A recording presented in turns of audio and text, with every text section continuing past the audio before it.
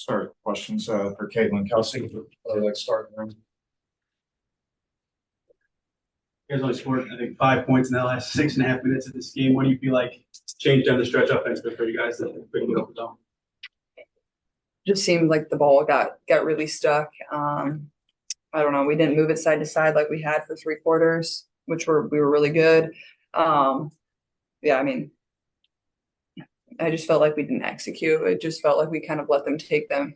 When they went on a little run, we could never find a way to respond. And, you know, that's what happens in basketball runs. So you got to find a way to always respond. And I don't think we executed any sort of set.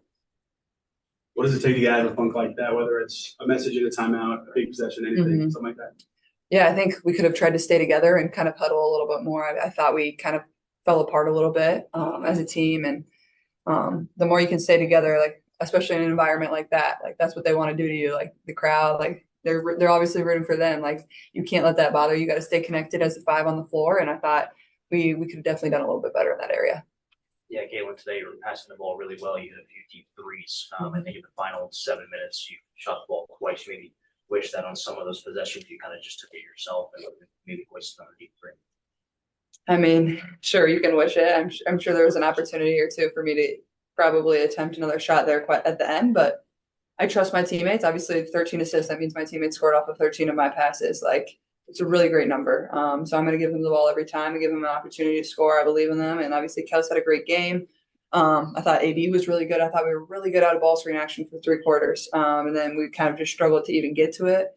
And obviously, but it wasn't our offense. Our offense was never the problem. We scored 87 points and we really didn't execute the entire 4th quarter. We just foul. We have to stop fouling.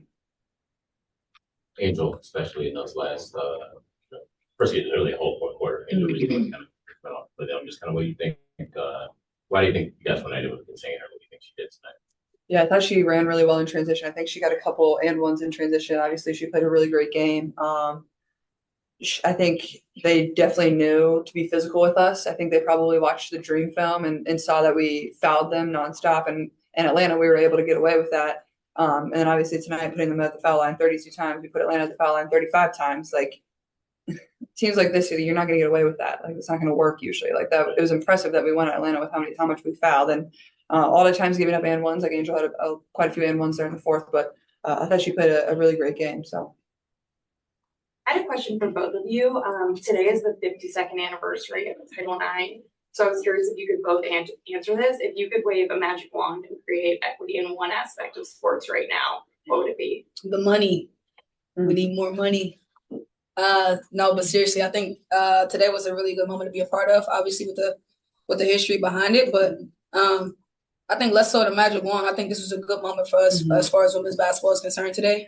The atmosphere, you guys, the media, the fans, your family, the young kids. I think this was a good atmosphere for us. And I think that the women's basketball game as a whole took a big jump today. So I would agree with Kels. Like, I don't think there is a magic wand because I think there's so many areas where we can still improve across the board for not only basketball, but all women's sports. Yeah.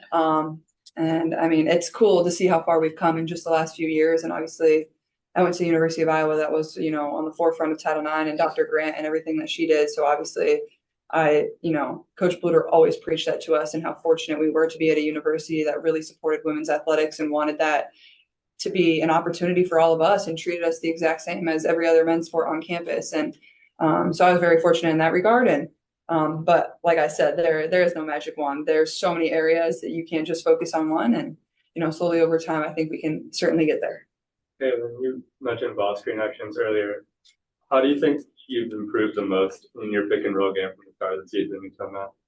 Yeah, I think just, reading whether they're trapping me early right away and just getting it out of my hands. I think that's been the biggest difference. I also think I've been getting trapped less. I think if you look at the stats, I haven't been getting trapped quite as much, but I think I've done a really good job at deciphering exactly what they're doing. And I think just like me and AB's connection has improved a little bit.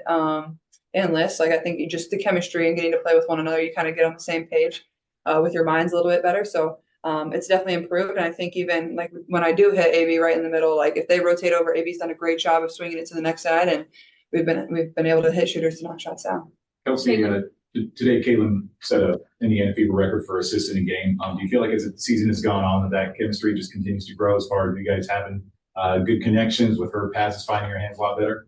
Oh, for sure. I think experience is everything. I'm gonna preach that. I think the more and more you learn, the people that you're playing with, you create a better atmosphere on and off the floor. And I think that me and C Square are to a point where we could trust each other and we could rely on each other offensively and defensively, obviously. But I would like to think that our connection is gonna, keep evolving to the point where we won't even have to think about, what each other need, and we just keep, in the right way.